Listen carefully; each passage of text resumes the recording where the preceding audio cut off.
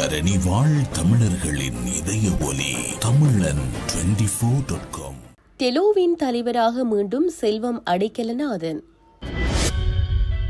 செம்மணியில் அடுத்தடுத்து வெளிவரும் சிறுவர்களின் எண்புக்கூடுகள். அர்ஜுனா மீது இளம்குமரன் எம்பியின் கடும் விமர்சனம். கொழும்பில் சிக்கிய வர்த்தகரின் அந்தரங்கம். இளம் தம்பதி கோடிக்கணக்கான பணம் கேட்டு மிரட்டல். அரசாங்கம் மீதான நம்பிக்கையை இழந்த புலம்பெயர் சமூகம். அர்ஜுனா குற்றச்சாட்டு. முகநூல் காதலில் பரிசு மாயை. 5 லட்சத்தை இழந்த இலங்கை ஜுவதே.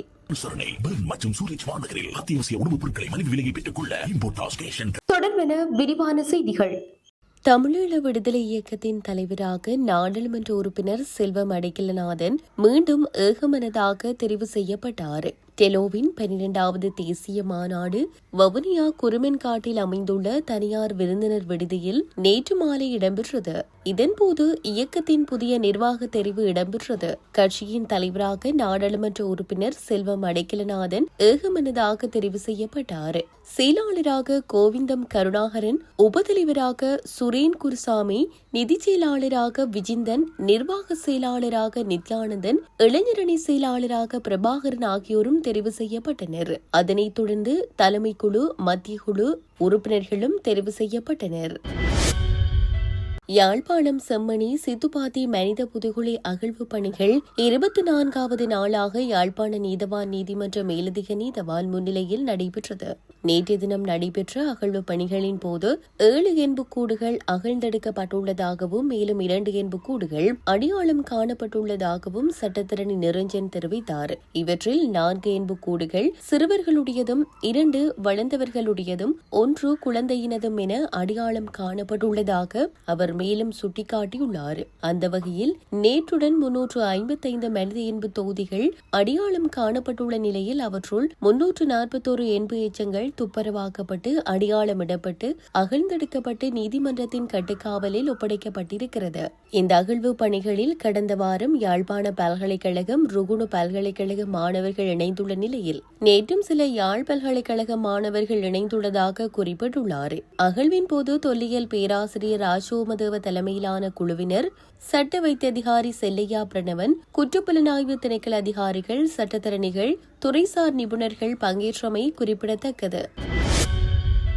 நாடாளுமன்ற உறுப்பினர் அர்ச்சனா ராமநாதன் தொடர்பில் கருத்து வெளியிட விரும்பவில்லை என நாடாளுமன்ற உறுப்பினர் இளம்குமரன் தெரிவித்துள்ளார். கோப்பாய் போலீஸ் நிலையத்தின் திறப்பு விழாவில் கலந்து கொண்ட பின்னர் ஊடகங்களுக்கு கருத்து தெரிவிக்கும் போது களுத்துறையில் நடைபெற்ற முன்னாள் ஜனாதிபதி மஹிந்த ராஜபக்சவின் பாராட்டு விழாவில் நாடாளுமன்ற உறுப்பினர் அர்ச்சனா ராமநாதன் கலந்து கொண்டமை தொடர்பில் எழுப்பப்பட்ட கேள்விக்கு அவர் பதிலளித்தார். இதன்போது கருத்து தெரிவித்த இளம்குமரன், நாடாளுமன்ற உறுப்பினர் அர்ச்சனா மஹிந்த ராஜபக்ச தரப்பை சேர்ந்தவர் என்பதை நாம் முன்னரே கூறியிருந்தோம். தற்போது அவர் வெளிப்படையாகவே அந்த தரப்பின் நிகழ்வுகளில் பங்கேற்று வருகிறார் என்றார். மேலும் அர்ச்சுனா தொடர்பில் அதிகம் பேச வேண்டிய அவசியம் இல்லை என தெரிவித்த அவர் அவரை பற்றி கருத்து தெரிவிப்பதை தவிர்த்தார். இந்த கருத்து அரசியல் வட்டாரங்களில் கவனத்தை ஈர்த்துள்ளதுடன் அர்ச்சுனா ராமநாதனின் அண்மை அரசியல் நடவடிக்கைகள் குறித்த விவாதங்களும் தொடர்ந்து வருகின்றன. மசாஜ் நிலையத்திற்கு சென்ற வர்த்தகர் ஒருவரின் நிர்வாண காட்சிகளை திருட்டுத்தனமாக படம் பிடித்து 1 கோடி ரூபாய் கப்பம் கோரிய குற்றச்சாட்டில் ஜோடியொன்று கைது செய்யப்பட்டுள்ளதாக கொழும்பு தெற்கு பிராந்திய குற்றத்தடுப்பு பிரிவு தெரிவித்துள்ளது. சந்தேக நபரான பெண் குறித்த வர்த்தகரின் நிர்வாண காட்சிகளை அவரது வாட்ஸ்அப் இலக்கத்திற்கு அனுப்பி அந்த வீடியோக்களை சமூக ஊடகங்களிலும் அவரது மனைவியிடமும் வெளியிடுவதாக அச்சுறுத்தியுள்ளார். இதன்போது சுமார் 1,50,000 ரூபாவை வர்த்தகரிடம் பெற்று சந்தேக நபர் தனது வங்கிக் கணக்கிற்கு வைப்பிலிட்டுள்ளதாகவும் போலீசார் தெரிவித்தனர். சம்பவத்துடன் தொடர்புடையவர்கள் எம்பிலிப்பிட்டிய பகுதியைச் சேர்ந்த 29 வயதுடைய பெண்ணொருவர் மற்றும் கண்டி பகுதியைச் சேர்ந்த 27 வயதுடைய ஆணொருவரும் ஆவார். பாதிக்கப்பட்ட வர்த்தகர் கொழும்பு தெற்கு பிராந்திய குற்றத்தடுப்பு பிரிவில் செய்த முறைப்பாட்டிற்கு அமைய மேற்கொள்ளப்பட்ட விசாரணைகளை தொடர்ந்து தலங்கம பகுதியில் உள்ள ஹோட்டல் அறையொன்றில் வைத்து சந்தேக நபர்கள் இருவரையும் போலீசார் கைது செய்தனர். தற்போதைய அரசாங்கத்திற்கு ஆதரவளித்து வந்த புலம்பெயர் சமூகம் இனிமேல் நிதியுதவி அளிக்கவோ அல்லது அரசாங்கத்தை மீண்டும் ஆட்சிக்கு கொண்டுவர வாக்களிக்கவோ மாட்டாது என்று யாழ்ப்பாணம் மாவட்ட நாடாளுமன்ற உறுப்பினர் ராமநாதன் அர்ச்சுனா தெரிவித்துள்ளார். களுத்துறையில் நாடாளுமன்ற உறுப்பினர் ரோஹித அபே குணவர்த்தன ஏற்பாடு செய்திருந்த மெகவெரகே பிரணமய நிகழ்வில் கலந்து கொண்டு உரையாற்றிய போதே அவர் தற்போதைய நிர்வாகத்தை கடுமையாக விமர்சித்தார்.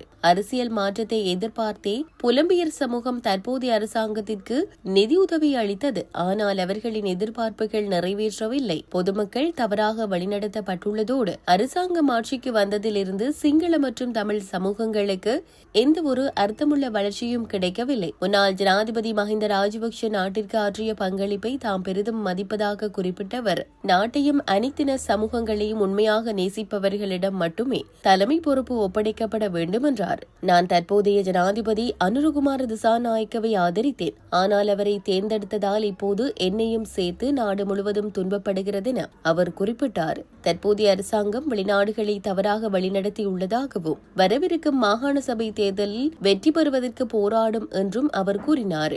மேலும் 2029 ஆண்டில் நாமல் ராஜபக்ஷ ஜனாதிபதி ஆவார் என்றும் சிங்கள மற்றும் தமிழ் சமூகங்களை பாதிக்கும் தீர்க்கப்படாத பிரச்சினைகளை அவர் தீர்த்து வைப்பார் என்றும் நம்பிக்கை வெளியிட்டார்.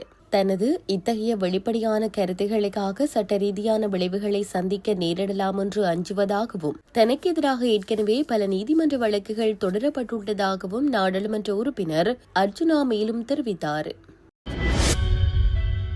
சமூக வலைதளங்களில் அதிக நேரம் செலவிடும் பழக்கம் கொண்ட இலங்கை யுவதி ஒருவரை இலக்கு வைத்து இடம்பெற்றதாக கூறப்படும் ஆன்லைன் மோசடி சம்பவம் ஒன்று தொடர்பாக விசாரணைகள் நடைபெற்று வருகின்றன.